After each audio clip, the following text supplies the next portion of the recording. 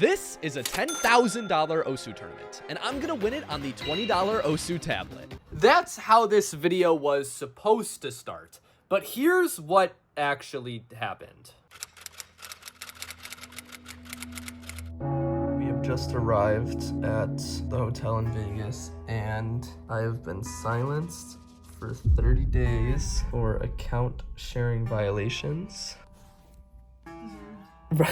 And I've just heard that this means I won't be able to join any multiplayer lobbies, hence the tournament that I'm here to play. So, yeah.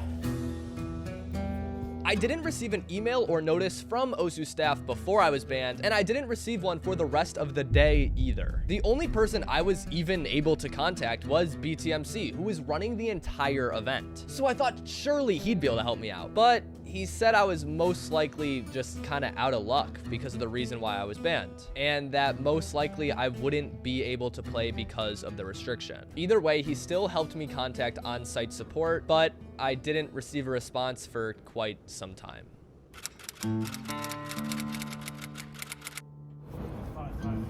I am currently sitting outside the convention center, and the tournament starts in 12 hours, and I'm still banned. It's out of my hands for a little bit now. I'm alone in Las Vegas. I'm not even 21. What do you do here? I literally only flew here to play Osu. It sounds stupid, and it is stupid. and now I can't do that. I wouldn't even be at Level Up Expo for anything else here. I don't care about anything else here. I'm gonna play Osu. Another 5 hours had passed, and I was awoken at 5 a.m. finally to an email from Osu staff. And I recorded my reaction, but the audio got super corrupted. So I'll sum it up right now. Pretty much they told me to go end it all. Jokes aside, they said my ban was to stay for its full duration, and they were sorry that it happened while I was at LAN, but I'm out of luck. They said I broke the rules and I deserved my punishment, apparently. They also said that my content is hurting the Osu community, so that one felt a little personal, and at that moment I was pretty crushed, and I lost most hope to play. My last and only option was to go to on-site support at the event and beg them to move the ban to after the weekend. Oh yeah, and just ask them to forget about the 1-year tournament ban that the staff member had given me. So the day of the competition came, and that was my only goal.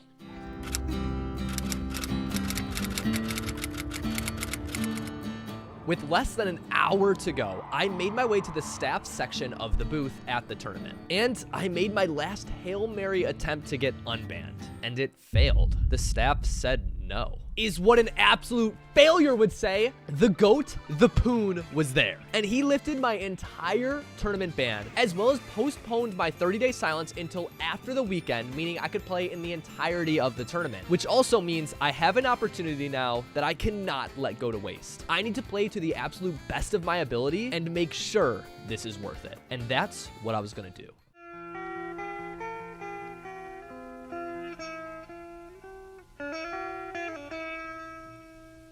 It was the day of the qualifiers tournament, where the top 32 performing players are going to make it to the play-in stages, and this clip pretty much sums up how everything was going. Look, everything's going wrong. No, I get you. Girl, I get you. She's crazy. I really struggled adjusting to the new setup, and I ended up getting no warm-up before my qualifier lobby because I was so busy getting unbanned beforehand. And as a result, I performed extremely poorly in my first run, and I knew it wouldn't be good enough to place in the top 32. But I also learned that you could play multiple qualifier lobbies, and they would just take your best average score. So I read the whole pool. It was bad. So I'm going to go sign up for another qualifier lobby. I need to fix my setup. My wrists were at such an uncomfortable position, I couldn't aim, and as you know, aim is my only skill set. So I swallowed that loss, and I signed back up for qualifier lobby number 2.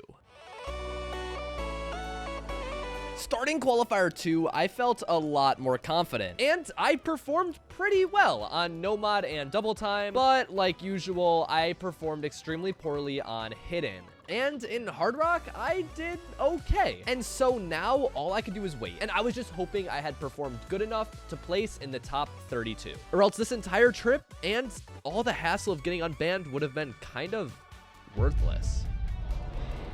Qualifier 2 over. I don't know. I don't have any words. It's just time to hope.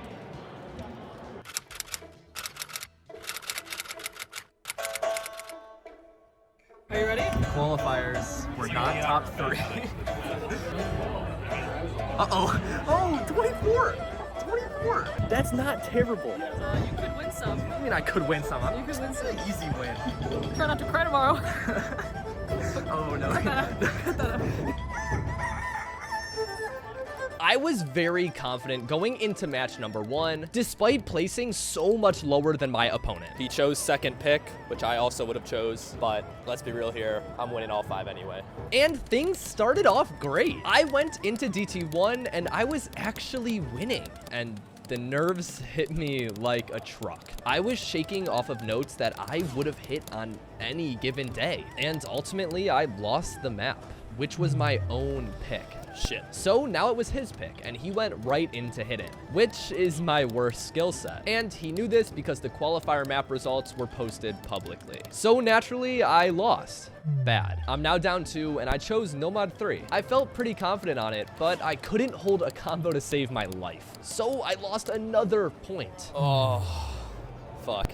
And it's now 3-0 in his favor. And the match is first to 4. So I needed a miraculous comeback to win this. And he chose DT2, which was his highest performing map in the qualifiers, and it was my lowest performing map. Things seemed really bleak. But the difference was I wanted it more. I started clicking at speeds that I didn't even know were possible. And by the grace of God, I somehow upsetted him. Let's go. Getting my first point, making it 3-1. And this was where my legendary comeback started. And it was quickly over because I lost the next match and I got knocked down to loser's bracket.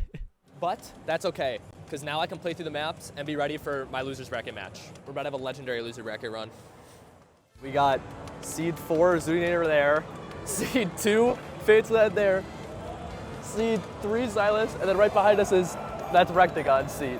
So they set my ass in between 1 through 4, so surely I can bring it ahead. Oh, I forgot to roll. Starting match number 2, I was extremely locked in, because if I lost this match, then my tournament was over. And I would have completely wasted my time flying out to Las Vegas, and I would have wasted getting unbanned. My opponent chose the first map, and he went straight into the Nomad 2, which was a stream map. And it happened to be both of our worst maps, with him performing slightly better than me. So this was gonna be a real 50-50 toss-up. However, if you remember from the end of the last match, my tapping was actually feeling really good this day. And this map was no different. I actually held a really good combo and had decent accuracy. So I took the first point and went straight into the Nomad 3, which specializes in alternating patterns. My tapping was feeling really good, so I took the point.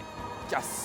He obviously saw that I was weak in hidden because his next pick was straight into the hidden one. The map was mainly focused on tapping, so I knew I could at least stand a chance. But there was just no way I could take the break point on a hidden map, right?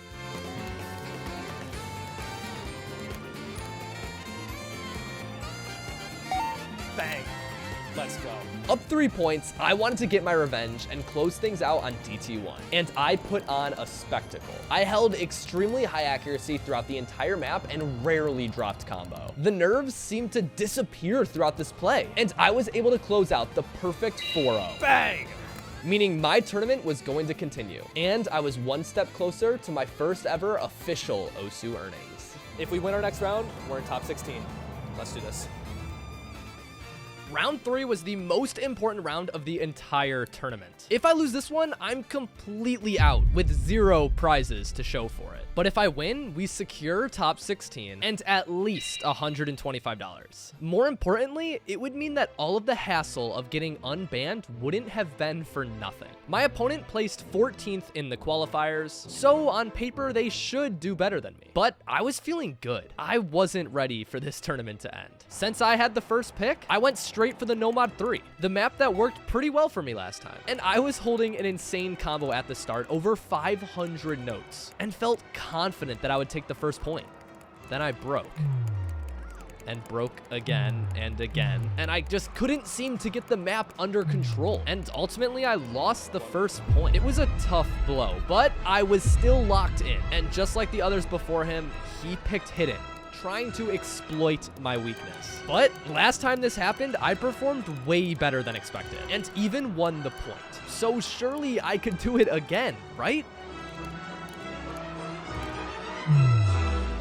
Down 2-0, I knew I had to change something up. I went with DT1, the map I swept my last opponent with. And things started off great. I held over a 700 note combo, and I was on track for the FC. Then I broke, but maybe, just maybe, I had done enough. And just as planned, bang, let's go. I took the point, making it 2-1. He picked DT3 next, and I was pumped. Another DT map. I was playing really well, confident I would get my second point, but I didn't. I lost.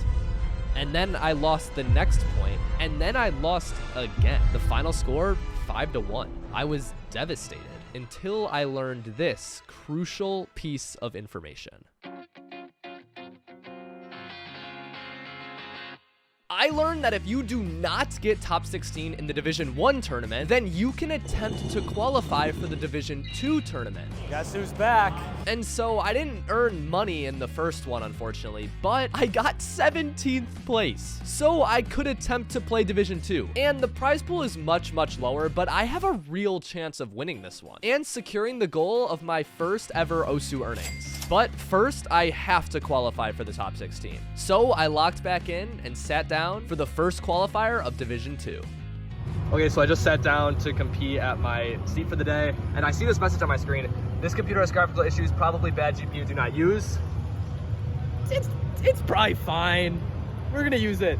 It's probably fine. I played through the Division 2 qualifiers and had very similar results to the first qualifiers. I FC'd Nomad 1, DT1, and Hard Rock 1, but I got extremely low scores on the hidden maps. I knew I had to fix those scores, as well as clean up some of my other plays if I wanted to qualify and get good seeding in the tournament. In Division 1, top 16 earns money. However, in Division 2, only the top 8 earns anything. So I knew I had zero room for error. So I signed back up for a second qualifier lobby, and after playing that one through, I still didn't do great on hidden, but I was extremely satisfied with my results. I knew I did everything I could, and now it was simply time to wait and see how I did. That went pretty well. I think I can win this. I have just woke up, day of Division 2, and the bracket qualifiers are out, so I'm gonna see where I seeded. I'm hoping for top 5. I'm expecting top 8. If it's anything lower than that, just chop it up, bro. Ooh, okay, not bad. We got 7 with an average score of 642,000 in qualifiers. And honestly, I dropped 100k on each hidden map, so that tanked my score, so I'm fine with that. 7th, I'm winning this tournament.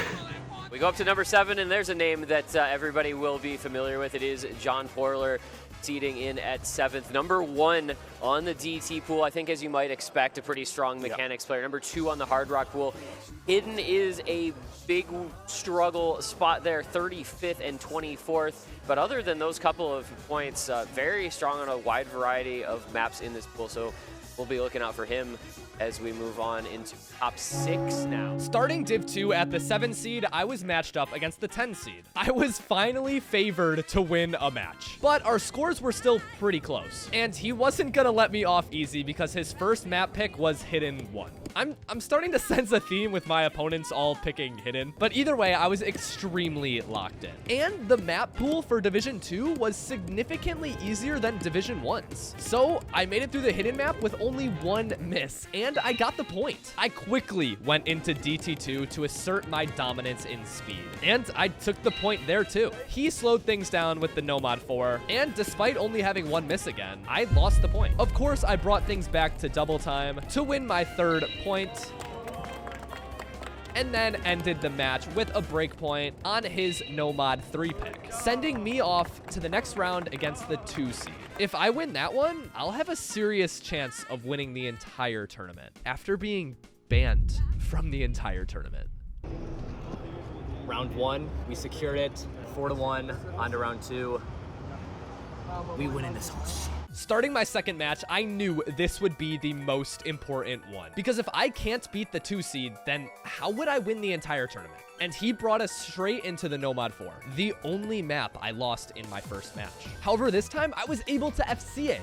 and yet I still lost on accuracy. Losing the first point with a full combo was a quick wake-up call that I had to not only just lock in, but I was going to have to be perfect if I wanted to win this match. I didn't want to compete with him in slow, gimmicky maps, so I brought us over to DT. And after making it through with 0 misses, I tied things up at 1. And right after, he chose hidden 1. Big shocker.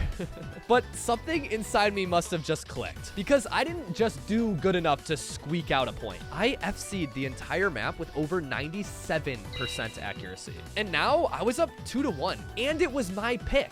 This win was looking like it was going to be a lot easier than I expected. And I brought us over to DT2, where I expected to dominate on speed again. But I slider broke in the middle of the map, the worst place to slider break on Score V2. And even though I didn't miss a note, he tied things up at 2. He chose the Nomad 3 next, and honestly, I would have picked that map too, so I was not nervous going into this. And just like the match before, I FC'd it, and I went into Hard Rock 2 next, the precision pick. We each had very similar Hard Rock scores, but I 0 missed this map too, making it 4-2, and match point was in my favor. That's when he chose Nomad 2, the stream map. Also my lowest performing map in Division 1. But the maps in this map pool are so much easier than the last one, right? Surely I can FC. And FC I did, defeating the 2 seed and not missing a single note across all 7 maps. I was feeling good.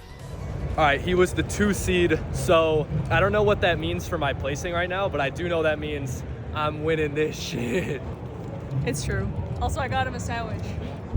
+1 sandwich, and moving into the semifinals, only 4 players remained without a loss. And out of them, I was seeded the lowest, but I'd already taken out the number 2, so my next match against the 3 seed should technically be easier. He chose DT2 out of the gate. It's a fast stream map. Unfortunately, I didn't magically improve at streams in the last 30 minutes, so I lost the first point, which led us into my first pick of DT1. He had good double time scores in the qualifiers, but mine were just a little bit better. So I still felt good about this pick. As this map starts, it's important to mention that the entire map pool has now changed for this match and all the ones moving forward. It's now significantly harder, which means grabbing any FCs is going to be much, much more difficult. But the map will ramp up, and it'll be a lot easier to find some slider breaks and misses as we go along.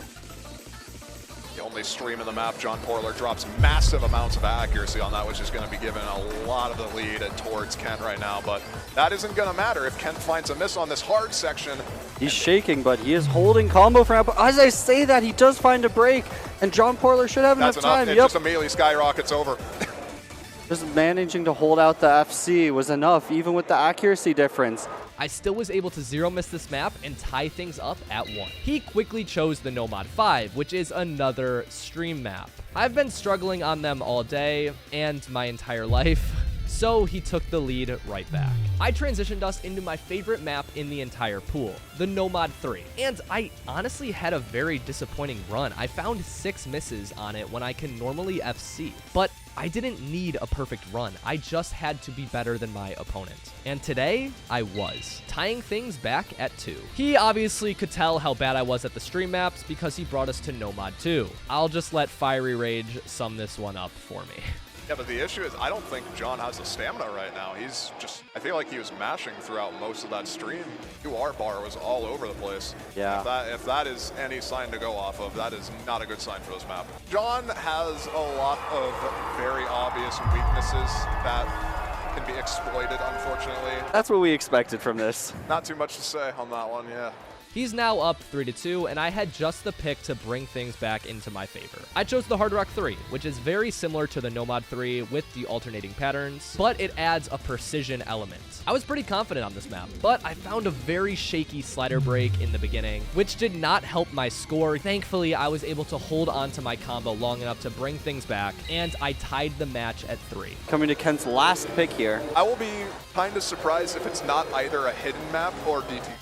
I think those are the only options that are realistically viable here. Yeah. Against everyone's best judgment, he chose the Nomad 1, Very interesting from Ken. And no one has picked Nomad 1 against me so far. I knew he would be able to perform at a high level on this map, but I also knew I could do it better. And then I missed. He was now up 4-3, meaning it was his match point and my final pick. The commentators did not believe in me, but I knew where I had to go. Hidden is out of the question for him entirely. I don't imagine he's picking into DT3. I chose the DT3. Maybe this map is secretly alt and I'm just not aware. And maybe they just swap picks. I don't know what's going on here. And things started out exactly how I planned. We each held combo, but my accuracy was just a little bit better. And I was looking super comfortable until I chain missed. But he does find a break though. On the aim. Kent holding on for now. And now it was a race against time where I needed to hold on to combo and pray my opponent finds a miss quick. And at 700 combo, over halfway through the map, my first miracle would land. Drops during this little breakdown section, but hey. Does find his first break, but that already secured him a 130k lead. My opponent had found a break, but now it was up to me to hold on to the rest of the map, and I could not drop accuracy while doing so. And we just so happened to be going into the hardest part of the entire map. Basically comes down to whether or not John can keep this combo.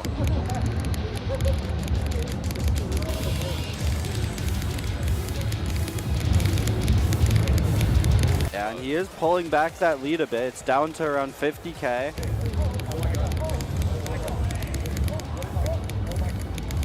Kent needs to hold to maybe take this still. Oh my god.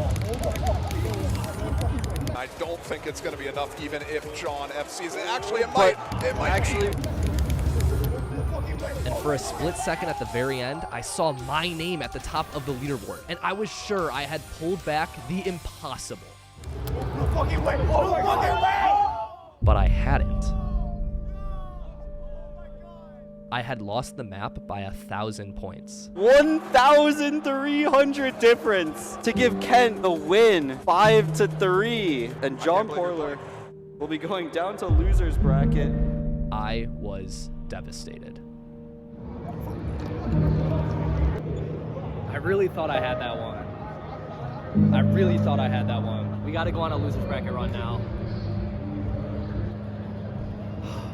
Let's do it. I had no time to wait around because my next lobby was already waiting for me. And no shocker, my opponent started the match with the Hidden 1. The only hidden map that was even left in the pool after I banned Hidden 2 and Hidden 3. But against all odds, I managed to FC the map right out of the gate, taking the first breakpoint. And my aim was feeling pretty confident, so I brought us into the Nomad 1, despite losing it in the last match. And this time, I had issues with my tapping, and I missed 4 notes in a row, losing the map. Tied at 1, he chose Nomad 2, the stream map. And I was actually able to hold out over 1,000 combo with less than 80% accuracy, but ultimately I lost the pick. I once again chose my favorite map, the Nomad 3. And this time I'm happy to say I was able to find my beloved FC and taking home that point.